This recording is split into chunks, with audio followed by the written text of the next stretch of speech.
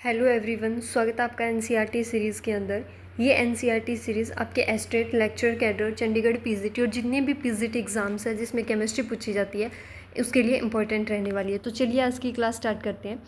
आज हम एक नया चैप्टर स्टार्ट कर रहे हैं। अभी पीछे हमने structure of atom chapter complete किया और आज नया चैप्टर स्टार्ट करेंगे, that is state of matter. जो हमारा नया चैप्टर है वो है स्टेट ऑफ मैटर, जो आपका +1 का चैप्टर है। ठीक है, इंपॉर्टेंट है। ये आपके चंडीगढ़ पीजीटी के सिलेबस में भी मेंशन है और लेक्चर कैडर के सिलेबस में भी मेंशन है। अभी ये दोनों वैकेंसी ही आपकी रिसेंट में सामने है, तो इन दोनों को ही टारगेट करके हम ये क्लासेस कर रहे हैं, लेकिन सभी के लिए इंपॉर्टेंट है क्योंकि सिलेबस सब में कॉमन होता है। तो चलिए स्टार्ट करते हैं स्टेट ऑफ मैटर में। सबसे पहले आपको क्या दे रखा है इसमें, इंटरमोलिक्यूलर फोर्सेस क्या होते हैं। इंटरमोलिक्यूलर फोर्स का अब देखो, स्टेट ऑफ मैटर में क्या डिस्कस करते हैं। मैटर की 3 स्टेट हमने ऑलरेडी डिस्कस कर रखी है। जैसे हमें पता है कि सॉलिड होता है, ठीक है, एक क्या होता है लिक्विड और गैसेस। इस चैप्टर के अंदर हम लिक्विड और गैस को देखेंगे, और जो आपका सॉलिड स्टेट चैप्टर उसमें सॉलिड को डिस्कस करते हैं। अब क्या होता है, लिक्विड और गैस का हमें पता है कि इनके बीच में स्पेस ज़्यादा होता है, ठीक है। इनके लिक्विड और गैस या सॉलिड तीनों की जो भी मॉलिक्यूल्स होते हैं उनके बीच में क्या है, एक फोर्स लग रहा होता है जिसकी वजह से वो बाइंड होते हैं। तो सॉलिड के अंदर जो मॉलिक्यूल या जो एटम पार्टिकल कुछ भी बोल लो वो क्या बहुत पास पास होते हैं इस टाइप से, और इनके बीच में बिल्कुल भी स्पेस नहीं होता, इस टाइप से होते हैं, ठीक है। बिल्कुल पास पास पास पास होते हैं, बिल्कुल कम स्पेस होता है। तो इसका मतलब क्या है कि उनके बीच में जो इंटरमोलिक्यूलर फोर्स है वो ज़्यादा है। लिक्विड के अंदर थोड़े मॉलिक्यूल्स दूर दूर होते हैं, मतलब इंटरमोलिक्यूलर फोर्स उनके बीच में कम है, और गैस के बीच में क्या है बहुत कम होता है। इंटर का समझ रही हो, बीच का, मॉलिक्यूल्स के बीच जो एक दूसरे के साथ जो फोर्स अट्रैक्शन या रिपल्शन वो करते हैं ना, उसको बोलते हैं intermolecular force. Force of attraction और रिपल्शन अमंग मॉलिक्यूलर एटम, की मॉलिक्यूलर एटम्स के बीच में एक दूसरे को जो वो अट्रैक्ट और रिपेल कर रहे हैं उसी को बोलते हैं इंटरमोलिक्यूलर फोर्सेज, और इसे हम क्या है वंडरवॉल फोर्सेज भी बोल देते हैं। आगे इसके कुछ टाइप है। सबसे पहले क्या दे रखा है, डिस्पर्जन फोर्स और लंदन फोर्स।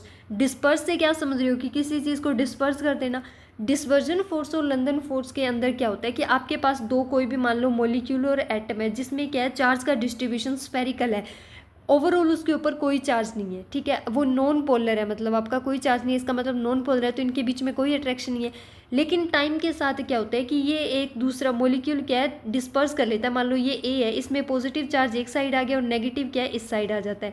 तो सेम आपका दूसरा जो मॉलिक्यूल है उसमें पॉजिटिव इस साइड आ गया और नेगेटिव इस साइड, तो इनके बीच में क्या है कि चार्ज इंड्यूस्ड हो जाता है। मॉलिक्यूल अपने स्फेरिकल चार्ज को क्या है थोड़ा डिस्पर्स कर देता है, और इसकी वजह से इस पर क्या है पार्शियल नेगेटिव और पॉजिटिव चार्ज आ जाते हैं मॉलिक्यूल पे, और इसकी वजह से इनमें क्या है अट्रैक्शन या रिपल्शन होती है। तो इस टाइप के जो इंटरमोलिक्यूलर फोर्स आता है इसकी वजह से उसे बोलते हैं डिस्पर्जन फोर्स या लंदन फोर्स। और इनके बीच में जो इंट्रैक्शन एनर्जी होती है वो आपकी डिस्टेंस की क्या है 6th पावर के इन्वर्सली प्रोपोर्शनल होती है, ठीक है। याद रखना ये चीज़ इंपॉर्टेंट है, और ये शॉर्ट डिस्टेंस पे काम करता है। अभी डिस्टेंस डिपेंडेंट है, जब इन मॉलिक्यूल्स के बीच में डिस्टेंस ज़्यादा होगी तो ये फोर्स क्या है काम नहीं करेगा, ठीक है। थोड़ी थोड़ी बस देख ही लो इसमें कि होता क्या है, ये ज़्यादा इसमें से क्वेश्चन नहीं बनते। आगे आपका आता है dipole dipole force. Dipole dipole force से आप समझ ही रहे हो कि इस टाइप से मान लो आपके पास HCl मॉलिक्यूल है, तो इसके ऊपर क्या पॉजिटिव और नेगेटिव चार्ज होता है कि आपका पोलर मॉलिक्यूल है ये एज अ डाइपोल बिहेव करता है। तो जब आपके इस टाइप से डाइपोल डाइपोल मॉलिक्यूल के बीच में जो अट्रैक्शन होता है जिसमें नेट पॉजिटिव और नेगेटिव चार्ज है, उनके बीच में जो इंट्रैक्शन और रिपल्शन होता है ना, उसे बोलते हैं डाइपोल डाइपोल फोर्स। की एक डाइपोल की तरह बिहेव कर रहा है ये पॉजिटिव नेगेटिव क्रिएट करके, ठीक है। इसमें अगर आपका मॉलिक्यूल स्टेशनरी है, रुका हुआ है, तो जो इंट्रैक्शन एनर्जी होती है वो इन्वर्सली प्रोपोर्शनल होती है R³ के। और अगर आपका रोटेटिंग मॉलिक्यूल है तो जो आपकी इंट्रैक्शन एनर्जी है वो डिस्टेंस की क्या है 1/, डिस्टेंस की 6th पावर के इन्वर्सली प्रोपोर्शनल होती है। ये चीज़ें ध्यान रखना। नेक्स्ट आपका आता है डाइपोल इंड्यूस्ड डाइपोल फोर्स। अब इससे आपको नेम से ही कंफर्म हो रहा है कि एक मॉलिक्यूल की डाइपोल की तरह बिहेव करेगा और दूसरे क्या है नॉन पोलर मॉलिक्यूल आपके पास। मान लो ये नॉन पोलर मॉलिक्यूल है, नेट इसके ऊपर कोई चार्ज नहीं, और ये आपका क्या है डाइपोल मॉलिक्यूल है, मतलब पोलर मॉलिक्यूल है उसके ऊपर चार्ज है। तो ये जो पोलर मॉलिक्यूल है ना ये दूसरे मॉलिक्यूल में क्या है डाइपोल क्रिएट कर देगा, इंड्यूस कर देगा। इस पर मान लो यहाँ आपका नेगेटिव चार्ज है तो इसने दूसरे मॉलिक्यूल पे क्या है इस side partial positive charge create करा और दूसरी साइड नेगेटिव। तो अब इस इंड्यूस्ड डाइपोल की वजह से जो इनके बीच इंट्रैक्शन हो रही है उसे बोलते हैं डाइपोल इंड्यूस्ड डाइपोल। नेम से क्लियर हो रहा है कि एक मॉलिक्यूल डाइपोल की तरह बिहेव कर रहा है और वो दूसरे के ऊपर क्या है जो आपका नॉन पोलर मॉलिक्यूल है उसके ऊपर चार्ज क्रिएट कर रहा है, और इसमें भी आपकी जो इंट्रैक्शनल एनर्जी होती है वो R के 6th पावर के इन्वर्सली प्रोपोर्शनल होती है। समझ आ गए फोर्सेस। वीक फोर्स होते हैं ये आपके नेचर के अंदर। वंडरवॉल फोर्सेस क्या है, वीक फोर्स है। डिस्टेंस पे भी आप देख रहे हो कैसे डिपेंड कर रहा है, इन्वर्सली प्रोपोर्शनल है r⁶ के। अब देखो थर्मल एनर्जी। थर्मल एनर्जी क्या है, energy of body arising from motion of its atom और मोलिक्यूल। कि मान लो आपके पास लिक्विड है, अब लिक्विड के पार्टिकल्स क्या है, मूवमेंट करते रहते हैं, सेम गैस के पार्टिकल्स भी मूवमेंट करते रहते हैं। पार्टिकल्स के मूवमेंट की वजह से, मतलब आपका एटम और मोलिक्यूल जो मोशन कर रहे हैं, जो मूवमेंट कर रहे हैं, उसकी वजह से उसके अंदर जो एनर्जी आई है उसे हम क्या बोलते हैं, थर्मल एनर्जी बोलते हैं सिस्टम की। मान लो आपके एटम्स मूव कर रहे हैं, मॉलिक्यूल्स मूव कर रहे हैं, मतलब एटम और मॉलिक्यूल के पार्टिकल्स जो मूव कर रहे हैं ना, उसकी वजह से उस बॉडी के अंदर जो भी एनर्जी आएगी वो क्या आपकी थर्मल एनर्जी, एक टाइप की काइनेटिक एनर्जी आ गई मोशन की वजह से। और जो आपकी थर्मल एनर्जी होती है वो डायरेक्टली प्रोपोर्शनल होती है टेम्परेचर के। तो आपने देखा नहीं कि आप जब लिक्विड को क्या है गर्म करते हो तो उसका टेम्परेचर इंक्रीज हो जाता है, तो जो पार्टिकल्स होते हैं वो क्या फास्ट मूवमेंट करते हैं, फास्ट मूव करते हैं, तो मतलब थर्मल एनर्जी क्या हो जाती है उसकी इंक्रीज हो जाती है। ठीक है, समझ आ गया इतना। अब नेक्स्ट देखते हैं, ये इंटरमोलिकुलर फोर्स देख लिया, डाइपोल देख लिया। आगे आता है आपका गैस लो। गैस लो आते हैं। अब देखो इसके अंदर सबसे पहले हम गैस को डिस्कस करेंगे। गैस की हमने नॉर्मल प्रॉपर्टी पहले भी फर्स्ट चैप्टर के अंदर देखी थी कि गैस आपकी क्या होती है, इसका ना तो वॉल्यूम फिक्स होता गैस के अंदर, ठीक है, और ना इसकी क्या शेप फिक्स होती है। जिस भी कंटेनर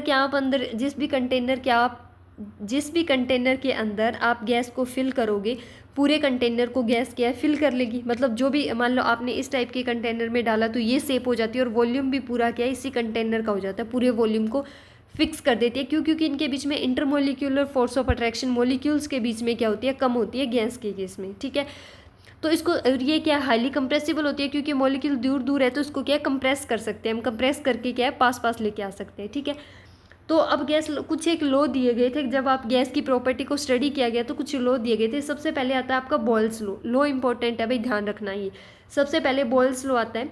बॉयल्स लॉ ने क्या बोला था कि अगर आपका टेम्परेचर कांस्टेंट है, कांस्टेंट टेम्परेचर पे जो आपका वॉल्यूम होता है ना वो इन्वर्सली प्रोपोर्शनल होता है प्रेशर की। एक पार्टिकुलर कांस्टेंट टेम्परेचर पे आपने गैस ले ली, तो जैसे जैसे आप उसका वॉल्यूम इंक्रीज करोगे तो प्रेशर क्या हो जाएगा, डिक्रीज हो जाएगा, या जैसे जैसे प्रेशर इंक्रीज करोगे तो वॉल्यूम क्या हो जाएगा, डिक्रीज हो जाएगा। ठीक है, गैस के केस में। अब क्या हुआ, प्रोपोर्शनलिटी कांस्टेंट को हटा के इन्होंने के लगाया। के क्या एक कांस्टेंट था, और के की वैल्यू डिपेंड कर रही थी कि एक तो आपने जो गैस ली है उसका नेचर कौन सा है, और दूसरा ये टेम्परेचर पे डिपेंड करेगी। तो इससे एक इक्वेशन, अब देखो यहाँ से ये गया मल्टीप्लाई में, तो आपका P V is equal to क्या आया, कांस्टेंट आया। अब अगर आपने दो मिक्सचर ले रखे, मान लो दो स्टेट ले ली, मान लो आपकी ये इनिशियल स्टेट है, इसके अंदर प्रेशर V1 था और वो P1 था, और वॉल्यूम क्या था आपका V1। अब दूसरी एक स्टेट ले ली आपने फाइनल स्टेट, यहाँ आपका प्रेशर क्या होगा, P2 प्रेशर है मानो इसका, और वॉल्यूम V2 है। तो ये P1 V1 और P2 V2 कांस्टेंट है, और ये क्या होंगे आपके इक्वल होंगे, क्योंकि प्रेशर और वॉल्यूम का प्रोडक्ट क्या है, कांस्टेंट होता है, और ये दोनों आपके इक्वल आएंगे।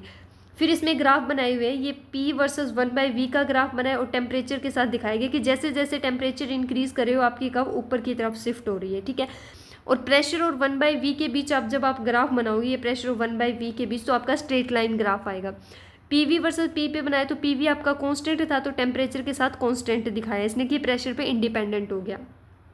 ये प्रेशर और वॉल्यूम में दिखाया गया। तो ये ग्राफ तीनों ध्यान रख लेना। ठीक है, मेन बॉयल्स लॉ याद रखने की, बॉयल्स लॉ ने क्या बोला था कि टेम्परेचर कांस्टेंट होता है और वॉल्यूम इन्वर्सली प्रोपोर्शनल होता है आपके प्रेशर के। इतनी चीज़ ध्यान रखनी है इसमें। ठीक है, इसके सिग्निफिकेंस क्या थे कि कहाँ काम आता है ये, एक तो बॉयल्स लॉ ने आपका कंप्रेसिबिलिटी, गैस कंप्रेसिबल क्यों है ये एक्सप्लेन कर दिया था, क्योंकि जैसे आप प्रेशर इंक्रीज करोगे तो वॉल्यूम डिक्रीज हो जाता है, तो इसकी वजह से आपकी कंप्रेस हो जाती है। दूसरा इन्होंने क्या बोला, देखो एक कॉन्स्टेंट टेम्परेचर पे अगर आपने एक फिक्स मास ले लिया गैस का, तो जो डेंसिटी होती है ना वो डायरेक्टली प्रोपोर्शनल होती है प्रेशर के। इसी वजह से जब एल्टीट्यूड्स पे आप हाई जाते रहते हो तो प्रेशर क्या है, डिक्रीज हो जाता है। जैसे प्रेशर डिक्रीज होगा तो आपकी डेंसिटी भी क्या है, डिक्रीज हो जाती है। तो इसी वजह से जो पीपल हाई एल्टीट्यूड पे रहते हैं या ऊपर जाते हैं पहाड़ों पे, उन्हें क्या है ब्रीदिंग में क्या है डिफिकल्टी आती है, सांस लेने में मुश्किल होती है। क्यों? क्योंकि ऊपर जाते हो तो प्रेशर डिक्रीज हो जाते हो, तो आपकी डेंसिटी डिक्रीज हो जाएगी एयर की, तो मतलब एयर क्या है कम मिलेगी आपको वहाँ। नेक्स्ट आता है आपका चार्ल्स लॉ। इसे हम क्या टेम्परेचर प्रेशर लॉ भी बोल देते हैं। चार्ल्स लॉ ने क्या बोला था कि अगर कांस्टेंट प्रेशर है, मानो कोई भी आपके पास गैस थी उसका प्रेशर कांस्टेंट है, तो जो वॉल्यूम है वो आपका डायरेक्टली प्रोपोर्शनल होता है टेम्परेचर के। बस इनकी ये चीज़ें मेन इंपॉर्टेंट रखनी है, याद रखनी है। चार्ल्स लॉ में क्या बताया था कि वॉल्यूम डायरेक्टली प्रोपोर्शनल होता है टेम्परेचर के। प्रोपोर्शनलिटी का निशान हटा के आपने के कांस्टेंट लगाया, के की वैल्यू वही डिपेंड करेगी नेचर ऑफ गैस, और दूसरा यहाँ कांस्टेंट क्या आपका प्रेशर, तो प्रेशर पे डिपेंड करेगी। ये इनकी इक्वेशन है P1 V1, अगर दो आपको स्टेट दे रखी है तो V1/T1 इक्वल टू क्या होता है V2/T2। समझ आ गया? इतना ये याद रखना, बस इनकी ये चीज़ें इंपॉर्टेंट है। बाकी क्वेश्चन डिस्कस करेंगे तब आपको पता लग जाएगा कि किस टाइप के क्वेश्चन बनते हैं इनसे। आगे आता है कि आपका ऑब्सोल्यूट जीरो टेम्परेचर क्या होता है। ऑब्सोल्यूट जीरो टेम्परेचर क्या था, लोवेस्ट पॉसिबल हाइपोथेटिकल या थ्योरेटिकल टेम्परेचर जहां आपका गैस का वॉल्यूम क्या है जीरो हो गया, उसे बोलते हैं एब्सोल्यूट जीरो टेम्परेचर। समझ आ गया? एब्सोल्यूट जीरो टेम्परेचर था क्या था कि आपका एक हाइपोथेटिकल या थ्योरेटिकल टेम्परेचर था जिस टेम्परेचर पे आपकी गैस का वॉल्यूम क्या हो जाता है, जीरो हो जाता है, और वो टेम्परेचर मान के चले थे -273 डिग्री सेल्सियस। ठीक है, ये एक हाइपोथेटिकल टेम्परेचर है। मान लेते हैं कि इस टेम्परेचर पे आपकी गैस का जो भी वॉल्यूम है वो जीरो हो जाता है। अब चार्ल्स लॉ की क्या एप्लीकेशन थी कि आपकी जो एयर है वो एक्सपेंड क्यों करती है हीटिंग पे, क्यों? क्योंकि जैसे जैसे हीट करोगे टेम्परेचर इंक्रीज होगा, अगर टेम्परेचर इंक्रीज होगा तो वॉल्यूम भी क्या है, इंक्रीज होगा। दूसरी जो हॉट एयर है वो लाइट होती है देन एटमोस्फेरिक एयर की। ठीक है, ये इसकी एप्लीकेशन थी चार्ल्स लॉ की। आगे आता है गेल-ल्यूसक लॉ। गेल-ल्यूसक लॉ ने क्या बोला था कि अगर वॉल्यूम कांस्टेंट है तो आपका प्रेशर डायरेक्टली प्रोपोर्शनल होता है किसके, टेम्परेचर के। तो वही ये आगे P1/T1 और P2/T2 इक्वल इनका फाइनल और इनिशियल स्टेज के लिए। आगे आता है आपका एवोगैड्रो लॉ। एवोगैड्रो लॉ क्या था, हमने पहले भी फर्स्ट चैप्टर के अंदर देखा है। एवोगैड्रो ने क्या बोला था कि अगर आप इक्वल वॉल्यूम लेते हो गैसेस के सेम कंडीशन पर, जब आपके टेम्परेचर और प्रेशर सेम है और आपने अलग अलग गैस का इक्वल वॉल्यूम ले लिया, तो जो भी आपने गैस लिया उनके अंदर नंबर ऑफ पार्टिकल्स भी क्या होंगे, सभी के अंदर सेम होंगे नंबर ऑफ मॉलिक्यूल। जैसे मान लो आपने एक ये गैस ले ली A और एक ये गैस ले ली B।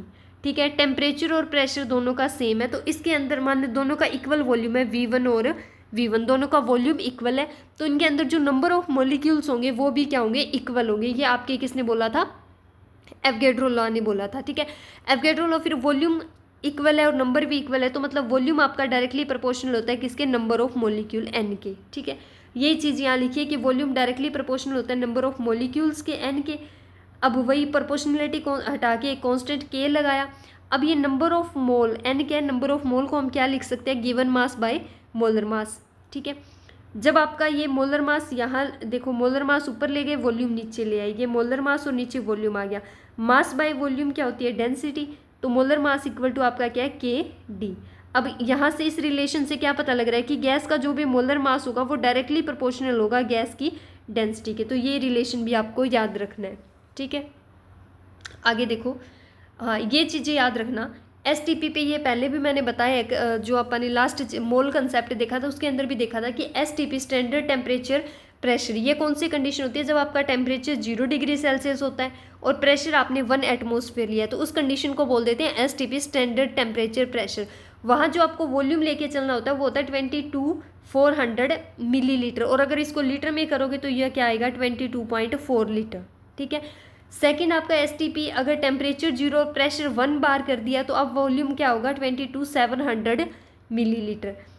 अगर आपने temperature 25 degree Celsius room temperature कर दिया और प्रेशर 1 बार है तो आपका क्या होगा, 22,800 ml मिलीलीटर। ये चीज़ें याद रखना, मेनली तो ये यूज़ होता है आपका STP ही दे देते हैं वो, लेकिन फिर भी अगर प्रेशर वेरी करवाते हुए बार के अंदर प्रेशर दे दिया तो ध्यान रखना ये वाला यूज़ करेंगे। अगर मोल कंसेप्ट वगैरह जब हम निकालते हैं तो ये कंडीशन यूज़ करते हैं। ठीक है, आगे आता है आपका आइडियल गैस इक्वेशन। अब देखो हमने 3 लॉ देखे, जो ये देखो यहाँ, इससे क्या था, वॉल्यूम आपका डायरेक्टली प्रोपोर्शनल था नंबर ऑफ मोल के। वॉल्यूम वाले देखो एक बार, जहाँ वॉल्यूम कांस्टेंट ना हो आपका। दूसरा जब हमने ये वाला देखा चार्ल्स लॉ, यहाँ वॉल्यूम आपका डायरेक्टली प्रोपोर्शनल था टेम्परेचर के, और जो बॉयल्स लॉ हमने देखा यहाँ वॉल्यूम आपका इन्वर्सली प्रोपोर्शनल था प्रेशर के। इन तीनों को जब आपने मिक्स कर दिया, तीनों को इकट्ठा अगर लिखे हम, तो वॉल्यूम आपका क्या है, इन्वर्सली प्रोपोर्शनल है 1 बाय टेम्परेचर के। सॉरी ये 1 बाय इन्वर्सली नहीं है अभी, डायरेक्टली प्रोपोर्शनल है। एक मिनट रुको, ये आपका डायरेक्टली प्रोपोर्शनल है टेम्परेचर के, एक मिनट डायरेक्टली प्रोपोर्शनल है टेम्परेचर के। वॉल्यूम आपका डायरेक्टली प्रोपोर्शनल है नंबर ऑफ मोल, और वॉल्यूम आपका इन्वर्सली प्रोपोर्शनल है प्रेशर के। तीनों को अगर मिला के लिखिए तो मतलब ये क्या है, NT/P। ठीक है, इतना समझ आ गया। अब ये प्रोपोर्शनलिटी कांस्टेंट, प्रोपोर्शनलिटी का निशान हटा के कांस्टेंट लगाएंगे, V is equal to constant हमने क्या लगाया, R, और ये हमारे पास क्या बन गया, NT/P। T/P, ठीक है। अब इसको क्या लिख सकते हैं, PV is equal to, P इस साइड ले गए वॉल्यूम के साथ, इज इक्वल टू nRT या RNT जो भी है, ठीक है, ये लिख दिया। ये हमारे पास होती है आइडियल गैस इक्वेशन, और R यहाँ हमारे पास क्या होता है, गैस कॉन्स्टेंट, ठीक है, गैस कॉन्स्टेंट होता है, ये चीज़ लिख रखी है। आइडियल गैस क्या इक्वेशन क्या होती है, जो हमें टेम्परेचर और प्रेशर के इफेक्ट को बताती है कि वॉल्यूम के अंदर टेम्परेचर और प्रेशर का क्या इफेक्ट है, जो कंबाइन इफेक्ट हमें बताती है उसे हम क्या बोल देते हैं, आइडियल गैस इक्वेशन, ये वाली PV is equal to nRT। R क्या है, गैस कॉन्स्टेंट। अगर आपको जूल के अंदर टेम्परेचर दे रखा है तो गैस कॉन्स्टेंट भी आप क्या लोगे, अगर मतलब जूल के अंदर आपको दे रखा है तो 8.314 जूल पर केल्विन पर मोल वैल्यू होती है। अगर कैलोरी के अंदर लेना है तो क्या है, 2, R की वैल्यू क्या होती है, 2 कैलोरी होती है, ठीक है। ये फिर आपकी वही फाइनल और इनिशियल कंडीशन के लिए P1 V1 by T1 equal to क्या होता है, P2 V2 बाई T2, जब आपको 2 कंडीशन दे रखी हो। तो ये आपकी आइडियल गैस इक्वेशन है। अब क्या था कि जो आपके तीनों जो हमने लॉ डिस्कस किए थे, चार्ल्स ला, एवोगैड्रो, बॉयल्स ला, इन्होंने क्या माना था, ये गैस को मान के चले थे ideal gas equation, sorry ideal gas equation नहीं, आइडियल गैस। अब ये जो आइडियल गैस थी ये क्या आपकी हाइपोथेटिकल होती है, ऐसी मतलब ऐसी कोई गैस एग्जिस्ट नहीं करती है, एक हाइपोथेटिकल था कि आइडियल गैस होती है। और आइडियल गैस के अंदर इन्होंने क्या मान लिया था कि जो इंटरमोलिक्यूलर फोर्स ऑफ अट्रैक्शन होता है वो बिल्कुल जीरो होता है, निग्लेक्जिबल होता है, ठीक है। और रियल गैस क्या थी, इससे डिफरेंट थी। रियल तो अभी हमने आगे डिस्कस करेंगे, रियल गैस क्या थी, इससे डिफरेंट थी, लेकिन एक पर्टिकुलर कंडीशन पे जो आपकी रियल गैस है वो इन तीनों लोगों को क्या है, फॉलो कर रही थी। वो कंडीशन कौन सी थी, जब हम इंटरमोलिक्यूलर फोर्स ऑफ अट्रैक्शन, जो आपका इंटरमोलिक्यूलर फोर्स है, इंटरमोलिक्यूलर फोर्स को क्या मान लेते हैं, निग्लेक्जिबल मान लेते हैं, तो उस केस के अंदर आपकी रियल गैस है वो आइडियल गैस की तरह बिहेव करती है। और वो तीनों लो जो भी चार्ल्स ला, बॉयल्स ला और ये एवोगैड्रो ला थे, इन गे-लुसाक ला थे, इन तीनों लो को क्या है, ये आपकी रियल गैस क्या है फिर फॉलो करती है, ठीक है। कौन कौन से, एवोगैड्रो नहीं, गे-लुसाक ला, चार्ल्स ला और बॉयल्स ला, ठीक है। तो इसके हिसाब से ये आपकी रियल गैस आइडियल की तरह बिहेव करने लगती है। तो कई बार ये क्वेश्चन पूछ लेते हैं कि रियल गैस आइडियल की तरह कब बिहेव करेगी, जब हम इंटरमोलिक्यूलर फोर्स को क्या है, निग्लेक्जिबल मान के चलते हैं। और ये इनमें डिफरेंस था कि वैसे निग्लेक्जिबल होता नहीं है, कुछ ना कुछ उनके बीच इंटरमोलिक्यूलर फोर्स होता है, लेकिन आइडियल गैस में इन्होंने बिल्कुल जीरो माना था कि कुछ भी नहीं होता, लेकिन रियल गैस में क्या होता है, तो ये इनमें डिफरेंस है। और फिर real gas as a ideal gas कब बिहेव करेगी, जब इनके बीच इंटरमोलिक्यूलर फोर्स क्या आपका बिल्कुल निग्लेक्जिबल मान लिए। तो ये आज हमारा छोटे से टॉपिक थे, मतलब एक बेसिक आइडिया लिया है हमने चैप्टर के बारे में कि क्या क्या था, बाकी डिटेल में कल करेंगे। इसके अंदर ये तीनों लॉ इंपॉर्टेंट है कि ये क्या क्या बोलते हैं, तीनों ने क्या बोला था, ठीक है। और फिर आइडियल गैस इक्वेशन भी इंपॉर्टेंट है आपकी, ठीक है। तो अब ये आज की क्लास का कोई भी डाउट हो तो कमेंट बॉक्स में पूछ लेना। बाकी कल छोटा सा चैप्टर है ये, आगे 2 क्लासेस में शायद अपना कंप्लीट हो जाएगा। और जो स्ट्रक्चर ऑफ एटम हमने कंप्लीट चैप्टर किया उसको रिवाइज करते रहना। संडे को जितने भी उससे रिलेटेड आपके PYQ क्वेश्चन बनते हैं PCT एग्जाम्स के अंदर, वो सारे डिस्कस करेंगे। तो चैप्टर को अच्छे से तैयार कर लेना, ठीक है, ताकि संडे को पूरा अच्छे रिवीज जो क्वेश्चन करेंगे उसके साथ अपना अच्छा मतलब पूरी पकड़ बन जाए चैप्टर के ऊपर, ठीक है। ओके, और वीडियो को लाइक और शेयर भी कर देना। Okay, thank you.